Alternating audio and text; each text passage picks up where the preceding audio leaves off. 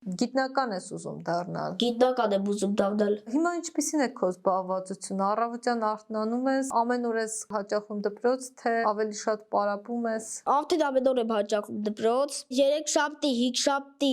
եւ շաբաթ օրերը մաթեմատիկայի պարապմունքների եմ։ Շաբաթ օրը քիմիայի պարապմունք եմ հաճախում, ուրբաթ օրը ֆիզիկայի։ Դեն գրեթե ամեն օր բացի դասերը լրացուցիչ պարապմունքներ ունես։ Իմ մոտ միակ ազատ օրը, որ պարապմունքներ չունեմ, դա կիակին է, բայց իմ համար ազատ օր համարվում է շաբաթ օրը, որովհետեւ ժամը 4-ից հետո ես արդեն ինչ ցանկանում եմ անում եմ, նույնիսկ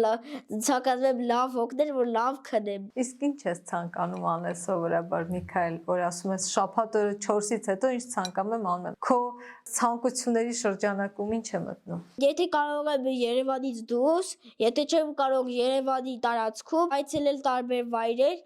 իսկ եթե երբեմն էլ այլ ցանկություն է լինում տունը մնալ եւ խաղեր խաղալ։ Զբոսանքի ես գնում, էլի ճանաչողական այցեր ես կատարում, կարելի ասել։ Այո։